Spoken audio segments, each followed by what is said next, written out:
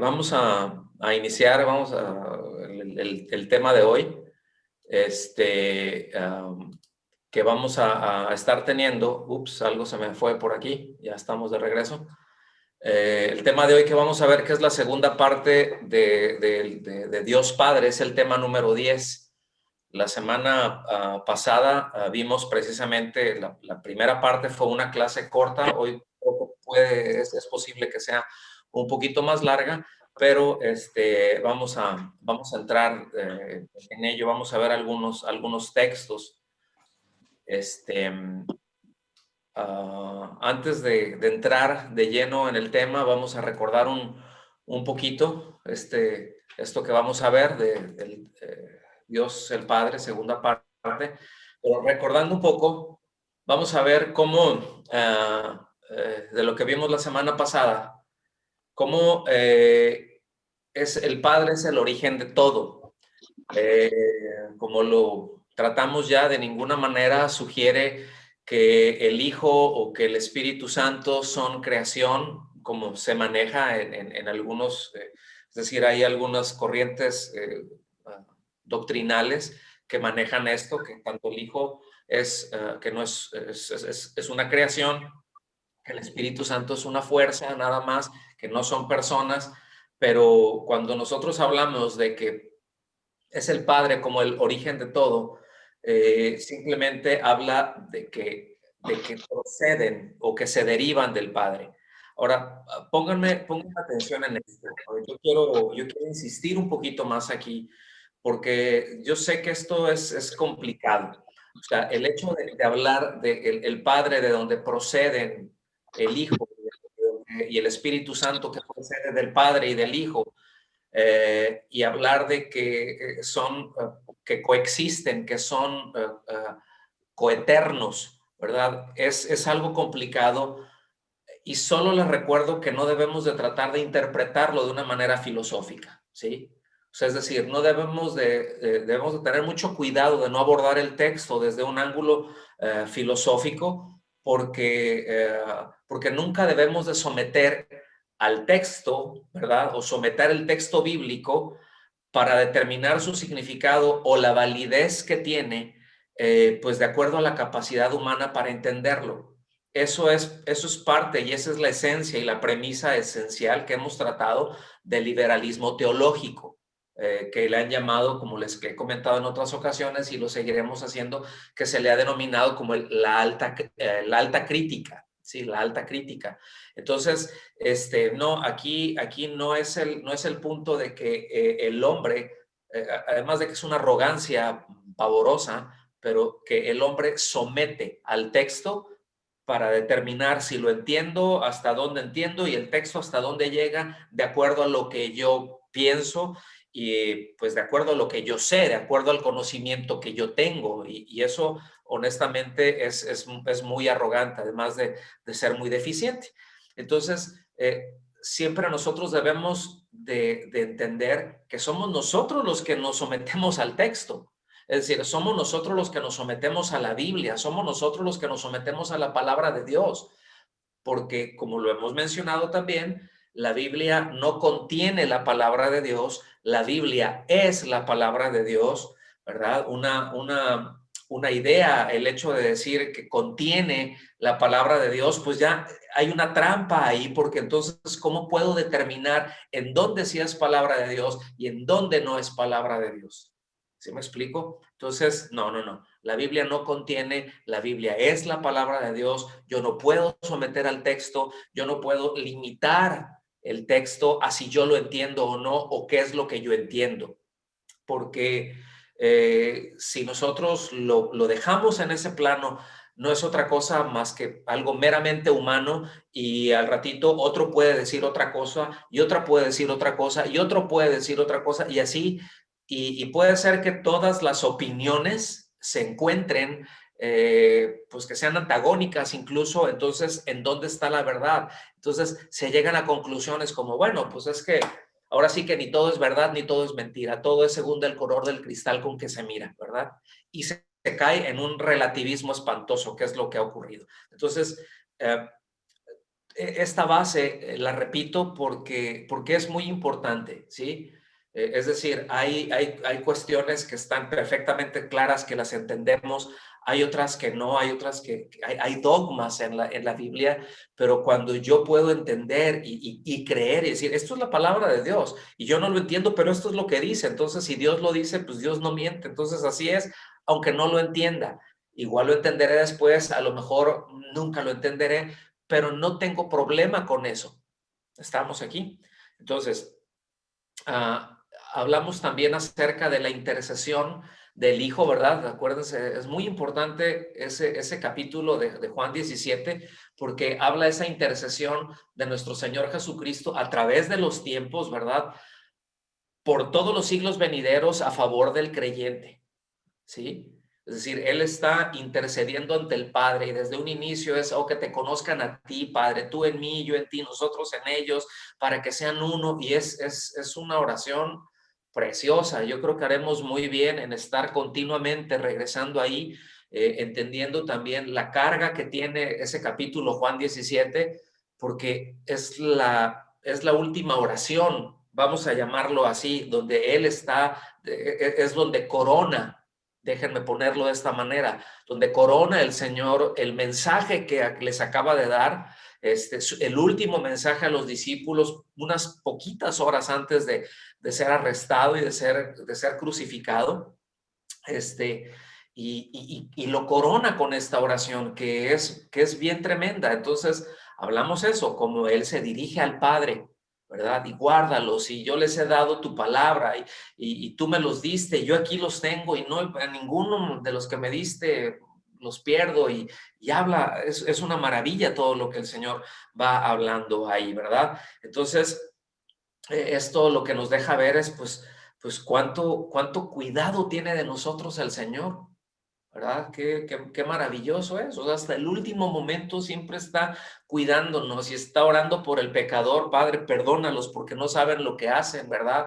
Está hasta el último momento siendo responsable ahí en la cruz, ¿verdad? Diciéndole al apóstol Juan, ahí te encargo a mi mamá, ¿verdad? Y tú hazte cargo de ella, que no se quede desamparada. Mira, ya el asunto ya está arreglado.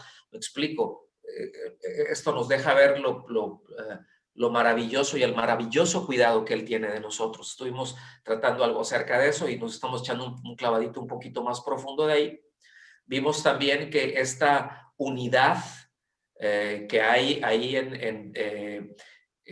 pues que esta unidad que se da, ¿verdad? Es porque el Hijo pide al Padre a los creyentes y fundamenta esa unidad entre los creyentes, no en que se caigan bien, no en que, es decir, no en que están de acuerdo en todo, piensan de la misma manera, es decir, no está pidiendo por una uniformidad, está pidiendo por una unidad y esa unidad está fundamentada en lo que tratamos, ¿verdad? Que era la inhabitación de Dios en el creyente, es decir, esa morada de la plenitud de la deidad, ¿sí? Las tres personas, Padre, Hijo y Espíritu Santo, morando permanentemente en el creyente, ¿verdad? Son misterios tremendos, sí, sí lo son, pero es maravilloso, ¿sí?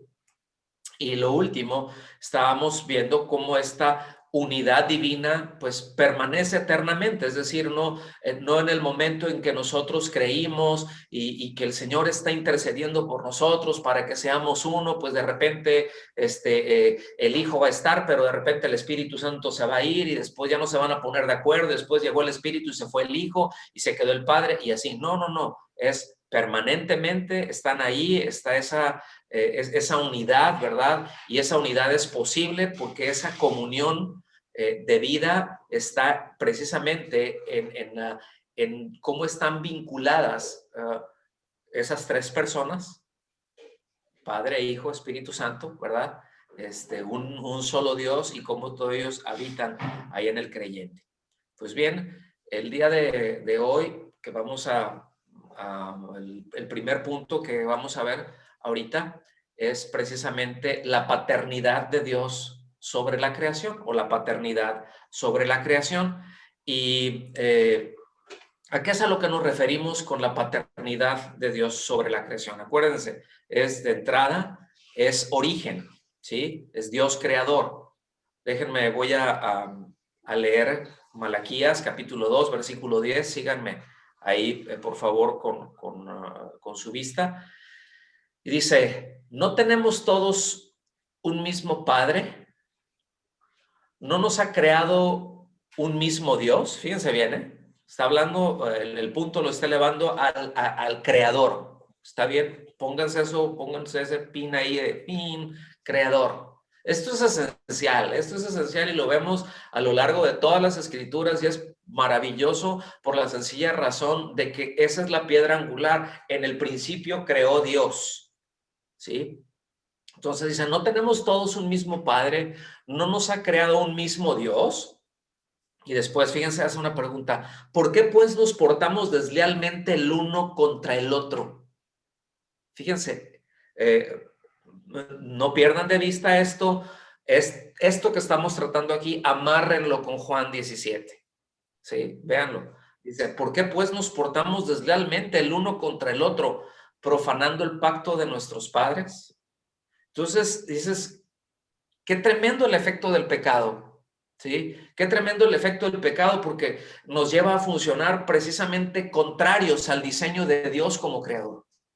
Entonces, esto es muy importante que nosotros lo ubiquemos, esto es muy importante que nosotros lo tengamos en claro, porque entonces nosotros podemos entender que solamente vamos a operar, que solamente vamos a funcionar bien cuando estamos obrando, cuando estamos caminando bajo el diseño de Dios.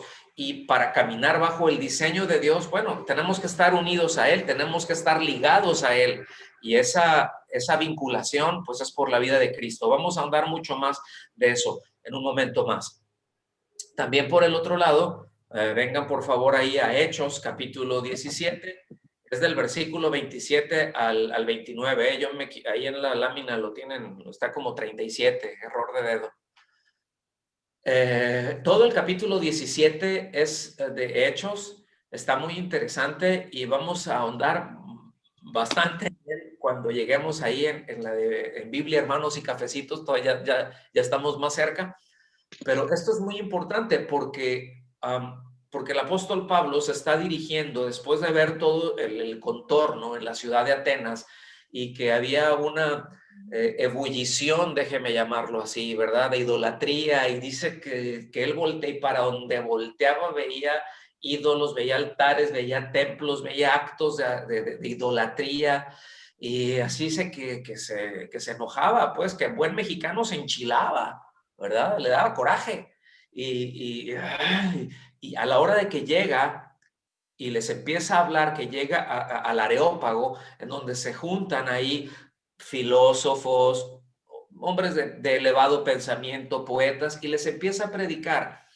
Y él les empieza a hablar y todo el argumento de Pablo gira en torno a Dios como creador, Dios como padre de la creación, como el origen de todas las cosas. Entonces vamos a leer ahí a partir del versículo 27, que es básicamente donde ya empieza a concluir la idea antes de lanzarse de una manera muy fuerte. Y dice, para que busquen a Dios, si en alguna manera palpando puedan hallarle, aunque ciertamente no está lejos de cada uno de nosotros, porque en Él vivimos y nos movemos y somos, como algunos de vuestros propios poetas han dicho. Fíjense bien, esto, hasta aquí una pausa, un paréntesis muy pequeño, y si tienen con qué anotarlo, porque no lo escribí aquí en la lámina, pero él está citando a dos poetas griegos,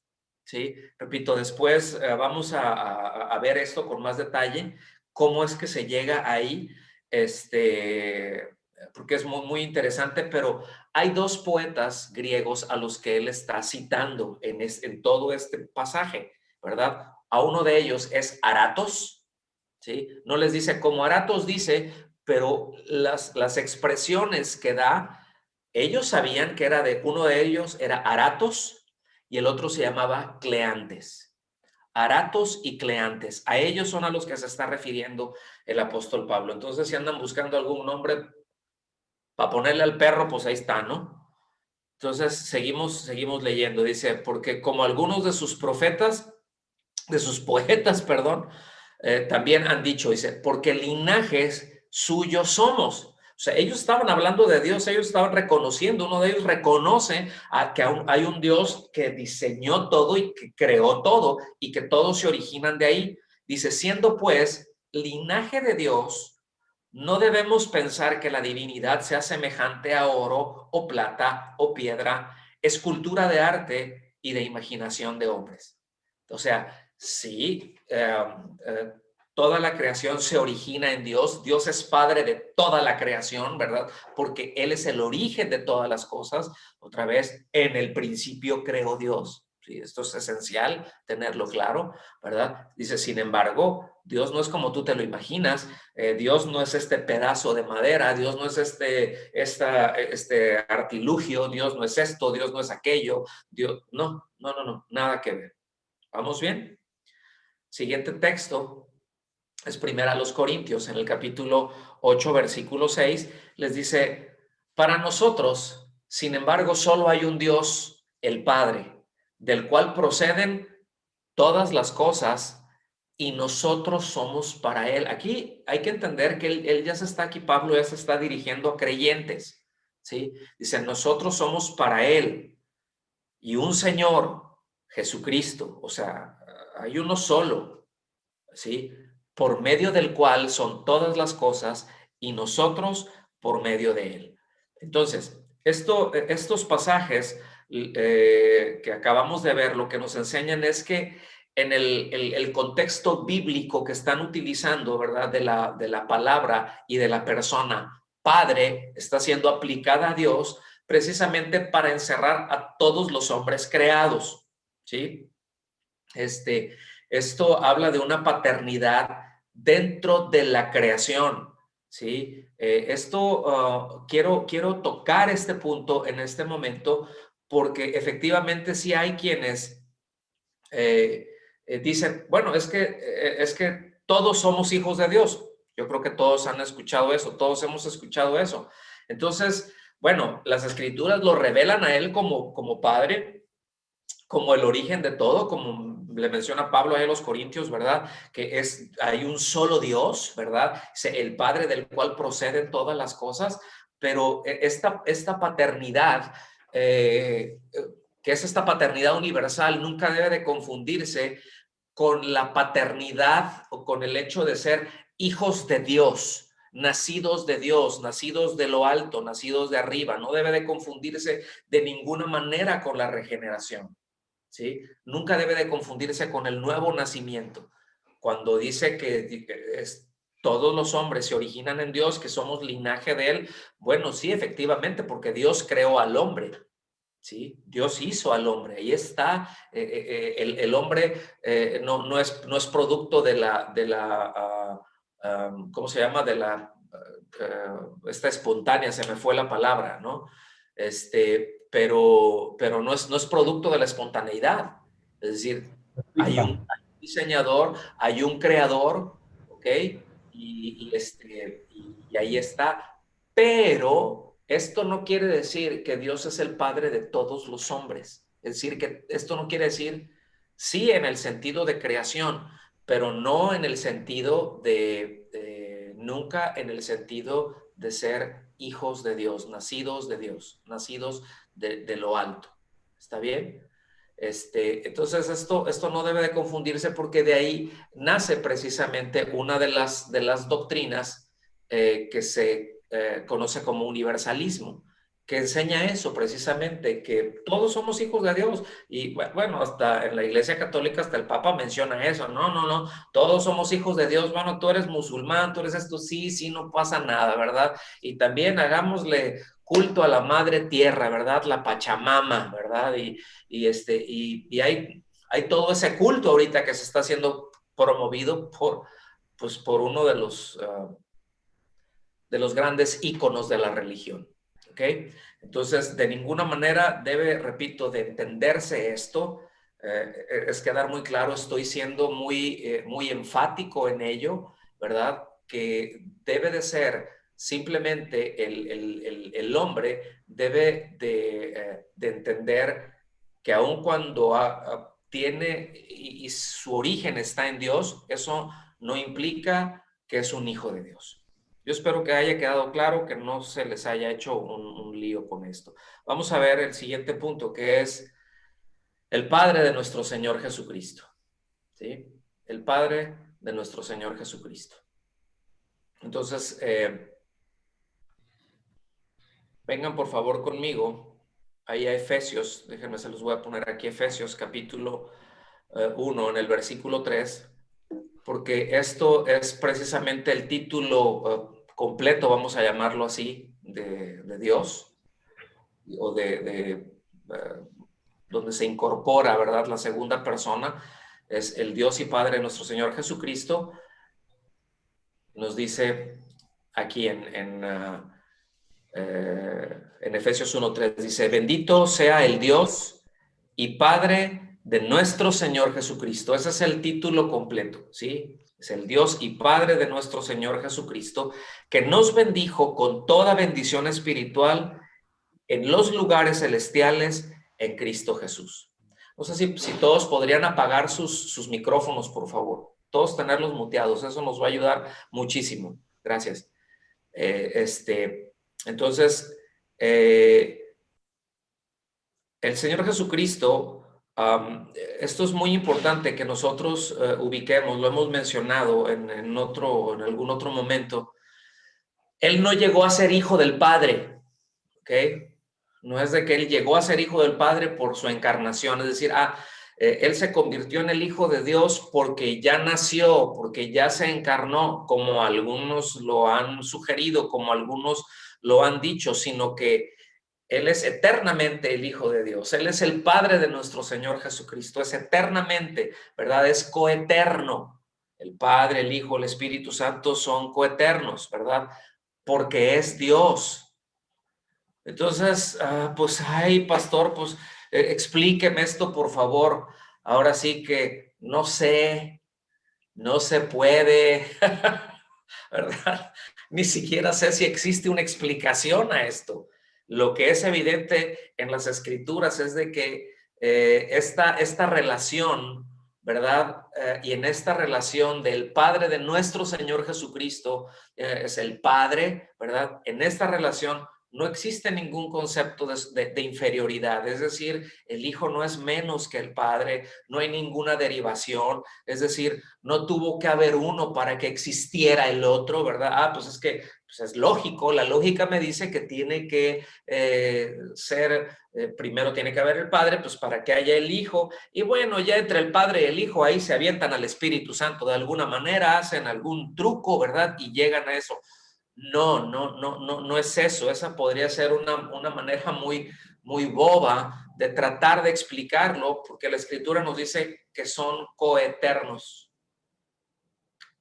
Entonces, otra vez, explíquemelo. No se puede, no se puede, repito, no sé siquiera si hay una explicación para esto. Entonces, a continuación vamos a ver un pasaje muy bonito, en donde yo creo que a mí se me hace uno de los más maravillosos por cómo el Señor nos lleva a una relación con el Padre, en donde nos coloca Él mismo como coherederos. Es decir, Él mismo ya está diciendo, ustedes son coherederos juntamente conmigo. Sabemos que eso es lo que nos dice las Escrituras. Está Romanos, y Pablo, inspirado por el Espíritu Santo, ahí en Romanos 8, dice que somos coherederos juntamente con Cristo, y es perfectamente válido, tiene la misma validez porque el Espíritu Santo es Dios y es quien inspiró las Escrituras, pero en este caso es de una manera personal. El mismo Señor Jesucristo no los dice. Entonces, vean qué maravilla este texto y este pasaje. Acuérdense, es después de la crucifixión. Dice, cuando van las mujeres, ¿verdad? Ahora sí que van María, la madre, y María Magdalena van allá al sepulcro y se encuentran que que no está ahí, resucitó, ¿y qué pasó? Y de repente ya se lo encuentran, ven que es él y se le prende, ¿verdad? María lo abraza, ¿verdad? Se tira a los pies y lo abraza, y Jesús le dijo, no me toques, porque aún no he subido a mi Padre, mas ve a mis hermanos. Vean qué bonito está esto. Mas ve a mis hermanos y diles, subo a mi Padre y a vuestro Padre, a mi Dios y a vuestro Dios. Esto es una maravilla porque por un lado, estas palabras que el Señor le dijo, y quiero enfocarme primero aquí, y van a ver el porqué, la clave de esto. Cuando dice clave, me estoy refiriendo que es algo muy importante, no es un código, la Biblia no está codificada, ¿sí? Pero cuando le dice, no me toques, esto se ha interpretado de muchas maneras. No voy a entrar por cada una de ellas, pero se ha interpretado de muchas maneras.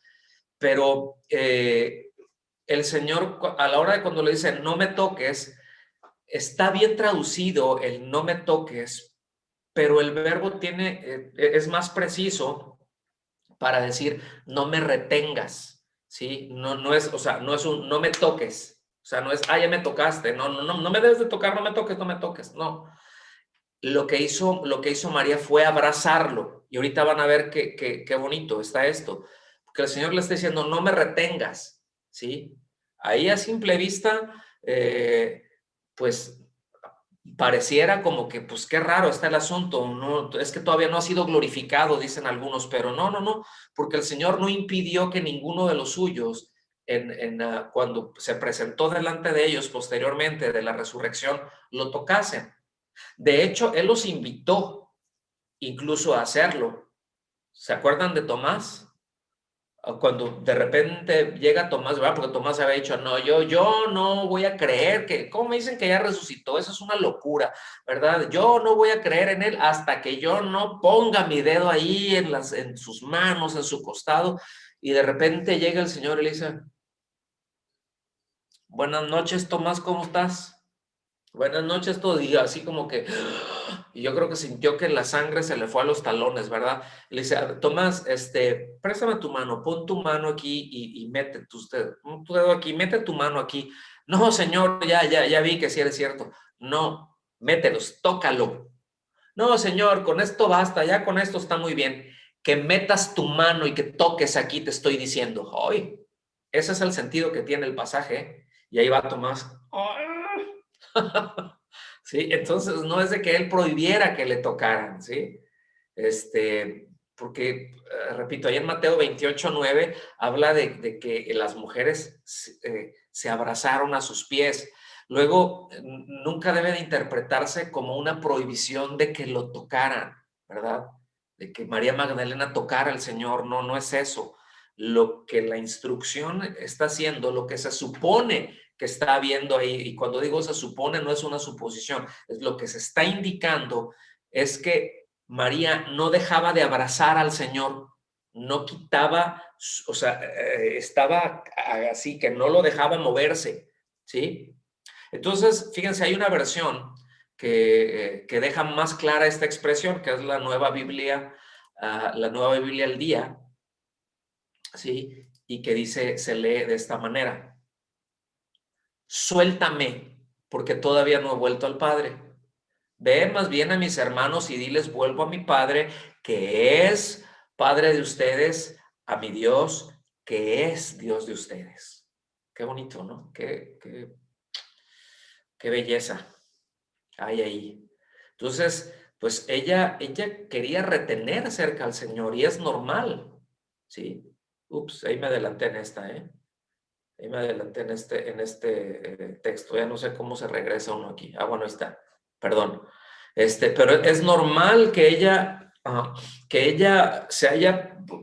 querido retener cerca ahí al Señor, y se entiende, porque ella estuvo con él, ella vio el martirio, es decir, ella vio cómo lo hicieron pedazos, ella lo vio desfigurado cuando Pilato lo entregó, cuando paso a paso desde ahí, todo salir de Jerusalén hasta llegar al Gólgota, ella vio cómo lo crucificaron, ella vio cómo lo clavaron, ella vio cómo le enterraron la lanza, ¿verdad? Aquí en su costado. Ella lo vio morir, ella vio cómo se partieron las piernas, es decir, ella vio todo, ella estuvo ahí y le aterraba la idea de que la dejara sola y estaba así y nos podríamos, y me atrevería a decir que nos deberíamos de identificar con eso, de que nos lleve a aferrarnos a Él con todas nuestras fuerzas y cuando se nos acaben las fuerzas, que Él nos dé más, pero de ninguna manera soltarnos de Él, porque en eso nos va la vida. Es decir, y no estoy hablando de perder la salvación, pero es de que tener esa comunión de que no te quiero dejar ir, no quiero que me dejes. Y María, lo que le estaba diciendo el Señor, debes de dejar de abrazarme, María. Esa es la mejor forma de traducir el versículo, ¿verdad? Es decir, deja de abrazarme, ¿sí? Porque el verbo en sí mismo tiene que ver con asir más que con tocar, ¿ok? Tiene que ver con agarrar más que con tocar. Entonces, estar con Él, pues la indicación es, mira, es hasta la ascensión, vamos a tener un tiempo, vamos a poder hablar, pero yo necesito que ubiques, María, ¿verdad? Que entre tanto vamos a estar aquí y no debes de intentar retenerme, nadie debe intentar retenerme porque mi misión ha sido cumplida aquí en la tierra. Ahora tengo que ir a completar la redención allá arriba, tengo que ir a sentarme a la diestra del Padre, ¿verdad? Y enviarles al Espíritu Santo, que eso fue lo que el Señor prometió, ¿verdad? Entonces, perdón, vamos a entrar aquí ya directamente a lo que es la paternidad sobre todo creyente, para que vean que estamos en vivo. La paternidad sobre todo creyente. Acuérdense, lo primero que vimos es padre de todos, ¿ok? Pero ahorita ya es sobre el creyente, ¿verdad? Y esto es otra cosa, porque la paternidad sobre el creyente, ya lo que la Biblia nos enseña es que es una relación o es la relación más íntima y la realidad más profunda de la redención. Es decir, ¿qué es lo que se logra en la redención? ¿Qué es lo que el Señor logra en la redención para con nosotros? ¿Sí? ¿Qué es lo que Él logró? Bueno, pues el hecho de ser hijos de Él, ¿sí? El hecho de ser sus hijos, eso es. Entonces, el hecho de que ahora le podamos decir Padre, pero no como Pablo les dijo allá a los griegos, ¿verdad? Ahí en el Areópago. Bueno, pues si todos somos, sus mismos poetas dicen, todos somos descendientes o todos somos linaje de Dios, pero aquí ya está refiriéndose definitivamente a un punto más profundo, ¿sí? Está hablando ya de no solamente de una generación, sino de una regeneración, y estas son cosas muy distintas. Vamos a ver primero lo que es generación, y generación es el principio de la vida. Generación, como se menciona, es el principio de la vida, que es el punto de partida de la existencia física. Es decir, pues hablamos de nuestras generaciones, ¿verdad? Como seres humanos, como padres, decimos, bueno, son nuestras generaciones o nuestras generaciones han sido, es decir, nuestros orígenes en el sentido de existencia física es tal y cual, ¿sí?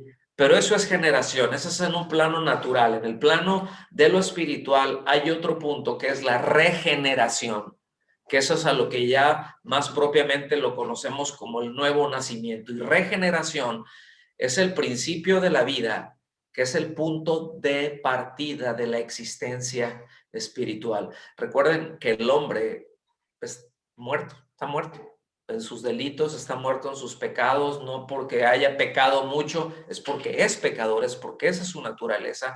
Por naturaleza fue separado del Padre, fue separado de Dios desde el momento en que pecó, ¿sí? Y el domingo, con el favor de Dios, vamos a tratar ese punto, ¿verdad? De una manera más profunda, más amplia.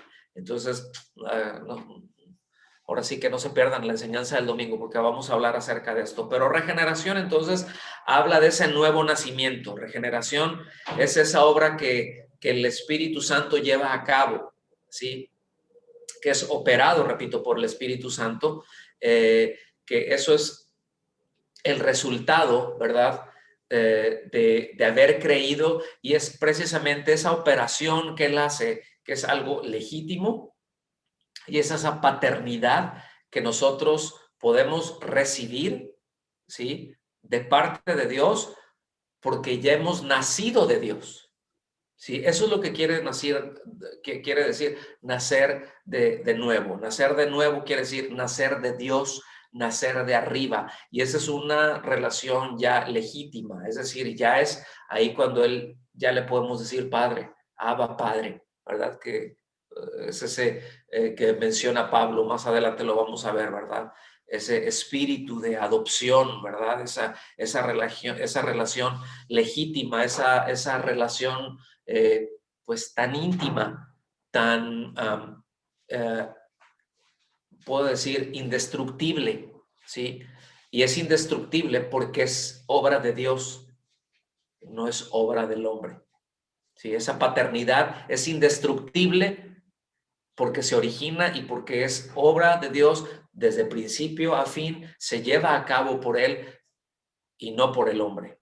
¿Sí? Entonces esto nos mete en una relación, en una posición de herederos y coherederos con Cristo, que Él es nuestro Padre, Él es el Padre de todo creyente. Hemos creído, es nuestro Padre.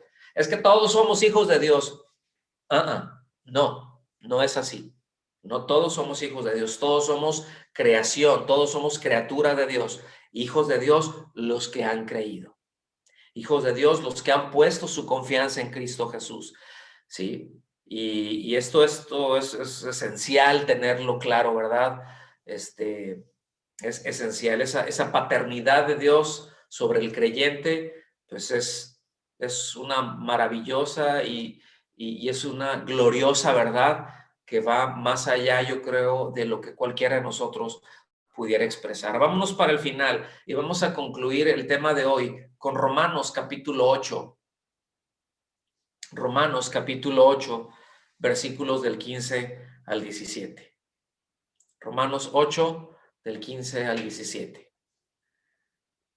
Dice, pues no habéis recibido un espíritu de esclavitud para volver otra vez al temor. Vean.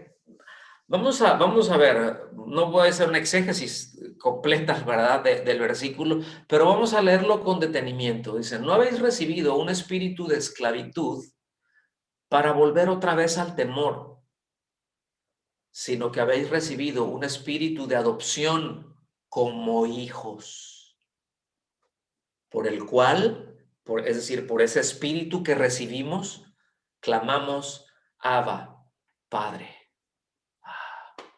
¿Cuántos han creído? Bueno, todo el que hemos creído sabemos que tenemos a Dios por Padre. Versículo 16. El Espíritu mismo da testimonio a nuestro espíritu que somos hijos de Dios. Es decir, esta convicción de que somos hijos de Dios no me la trajo un hombre, me la trajo y me dio testimonio el mismo Espíritu. ¿Sí? ¿Se recuerdan de la pregunta que el Señor Jesucristo hizo a los apóstoles y que Pedro contestó? Tú eres el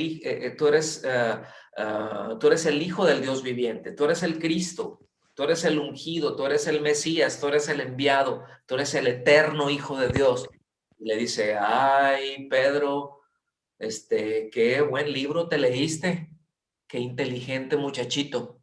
No, eso te lo reveló mi Padre. Bueno, ese testimonio de que somos hijos de Dios nos lo da el Espíritu Santo precisamente. Dice, y si hijos, también herederos, herederos de Dios y coherederos con Cristo. Escuchen bien, si en verdad padecemos con Él, a fin de que también seamos glorificados con Él. Qué maravilla esto, ¿verdad? Pues hasta aquí concluimos con el tema de hoy y vamos a tomar un tiempo, vamos a pasar a la sobremesa.